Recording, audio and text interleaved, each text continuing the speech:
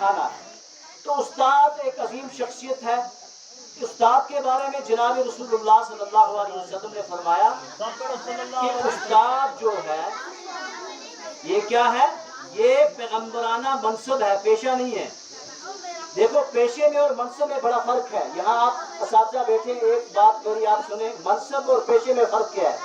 पेशा होता है पैसा लेना, धंधा। मनसब धंधा नहीं होता है, मनसब एक जिम्मेदारी होती है।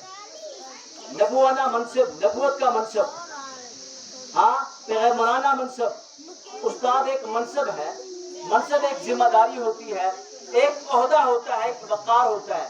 तो उस्ताद एक मनसब है। पेशा पैसा लिया चला गया, कुर्सी पे बैठा पैसा लिया चला गया, इसको एक मनसब अगर कहें तो ज्यादा मुनासिब होगा। तो ये एक बहुत बड़ा अजीम मनसब है।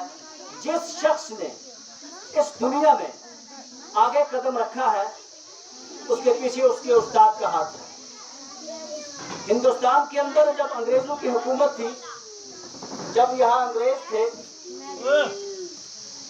अल्लामा इकबाल को सर का खिताब देने के लिए वक्त के गवर्नर ने बुलाया। शबीर साहब, वक्त के गवर्नर ने अल्लामा इकबाल को सर का खिताब लेने के लिए बुलाया। तो अल्लामा इकबाल ने सर का खिताब लेने से इनकार कर दिया, कहा मुझे सर का खिताब नहीं चाहिए। तो वक्त का गवर्नर बड़ा हैरान हुआ कि आपको हम एजाज दे रहे हैं, खिताब दे रहे हैं, सर का खिताब, हम कहते हैं डॉक्टर सर मोहम्मद इकबाल। तो पूछा वजह क्या है, कहा वजह ये है कि पहले ये कि मुझे आप सर का खिताब दे, आप मेरे उस्ताद मीर हसन को शमसुल उलमा का खिताब दें। क्या कहा, मेरे उस्ताद मीर हसन को शमसुल उलमा का खिताब दिया जाए। तो उस वक्त का जो वहां लोग थे, गवर्नर था, काबीना थी, वो बड़े हैरान हो गए कि आप तो एक बहुत बड़े अल्लामा हैं, मुसन्निफ हैं, आपने बहुत सारी किताबों को तख्लीक किया है, किताबें लिखी हैं, आप बहुत बड़े शायर हैं, तो आपके उस्ताद कुछ भी नहीं है, उनकी कोई तसनीफ, शबीर साहब क्या उनकी कोई तसनीफ है, आपको किताब दे रहे हैं, इस वजह से आप एक बहुत बड़ी मुसन्निफ हैं, आपकी किताबें हैं, आपने किताबों को तख्लीक किया है, लेकिन आपके उस्ताद का कोई नाम ही नहीं है, उसने कोई तसनीफ नहीं की है। कहा अल्लामा इकबाल ने, कहा उसकी तसनीफ अल्लामा इकबाल ने, कहा मेरे उस्ताद की तसनीफ मैं खुद हूँ। तो ये बहुत बड़ी बात होती है। उस्ताद हद से ज्यादा खुश होता है कि अगर उसका शागिर्द आगे बढ़े। और इस कायनात में सबसे ज्यादा मुअज़्ज़ज़, मोहतरम, काबिल इज्जत, काबिल जितने भी इसको हम अलकाब दें वो कम है कि उस्ताद एक बहुत बड़ा मकाम रखता है। उस्ताद को कभी भी मायूस नहीं होना चाहिए कि मेरा जो मनसब है ये कम है, नहीं। आपके हाथों से निकला हुआ हर शख्स दुनिया में जो आपके हाथों से निकला है वो किसी न किसी कुर्सी पे बैठा हुआ है। उस्ताद, अल्लाह के नबी ने फरमाया, बमंज़िले बाप होता है। हुजूर ने फरमाया अना, मैं अपना फरमाया, मैं आपके लिए बमंज़िले बाप हूँ। गोया कि उस्ताद क्या है, बाप के दर्जे में होता है। बअल्फाज़ दीगर यूँ कहा जाए, उस्ताद रूहानी बाप होता है। उस्ताद रूहानी बाप होता है, ये बच्चे की रूहानी तरबियत करता है।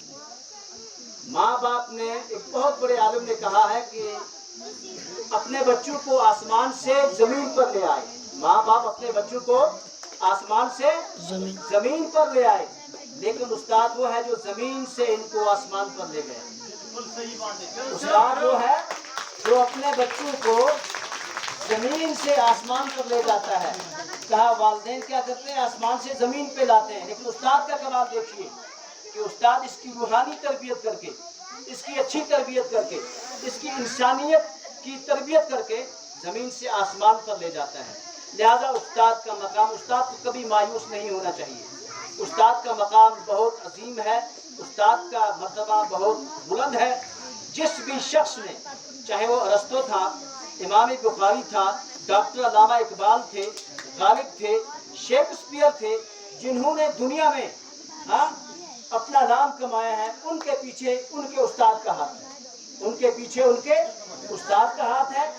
देखो मेरे हाथ में जो कलम है, कलम, ये कलम یہ میری طاقت نہیں ہے کہ میں قلم پکڑ کر لکھ سکوں، اس کے پیچھے میرے استاد کا ہاتھ ہے۔ جو میں آپ کے سامنے بات کر رہا ہوں اس کے پیچھے میرے استاد کا ہاتھ ہے۔ جو میں یہاں کھڑا ہوں اس کے پیچھے میرے استاد کا ہاتھ ہے۔ میں آپ کے سامنے بات کر رہا ہوں یا میرے اساتذہ بات کر رہے تھے، ان کے پیچھے ان کے استاد کا ہاتھ ہے۔ لہذا آپ کو چاہیے اپنے اساتذہ کا دل سے احترام کرنا، اور اساتذہ کو بھی چاہیے کہ یہ ہمارے بچے ہیں، جس طرح ہمارے اپنے بچے ہیں اس طرح آپ بھی ہمارے بچے ہیں، آپ بھی ہماری اولاد ہو۔ کیونکہ معلم آخر جناب رسول اللہ صلی اللہ علیہ وسلم نے فرمایا کہ تم میرے لیے بمنزل اولاد ہو۔ گویا کہ استاد کے لیے شاگرد کیا ہوتا ہے؟ اولاد ہوتا ہے۔ ہم جناب رسول اللہ صلی اللہ علیہ وسلم کے نقش قدم پر چلنے والے ہیں۔ تو اگر مجھ سے کوئی پوچھے میرا سب سے خوشی کا دن کون سا ہوتا ہے، میرا خوشی کا دن وہی ہوتا ہے جس دن میں وقت پہ سکول آ جاؤں اور میرے بچے مجھ سے کچھ سیکھیں، بس میرا دن وہی ہے۔ وہی ٹیچرز ڈے ہے میرے لیے، اور میرا ہر دن ٹیچرز ڈے ہوگا وہ جس دن میں آ کے بچوں کو پڑھاؤں گا، جس دن بچے مجھ سے کچھ سیکھیں گے، جس دن میرے سارے کلاس، میرے اساتذہ کے سارے کلاس بالکل ترتیب آئے، جس طرح ٹائم ٹیبل ہے اس طرح لگیں گے، میں کہوں گا کہ میرا یہ ٹیچرز ڈے۔ ٹیچرز ڈے ایک دن ہم نے منا لیا، ہم نے مٹھائیاں بانٹ لی، آپ نے اپنے اساتذہ کے لیے انعام لے آئے، ٹیچرز ڈے ختم نہیں۔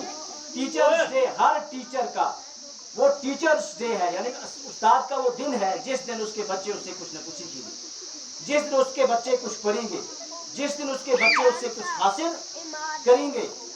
تو میں عرض کر رہا تھا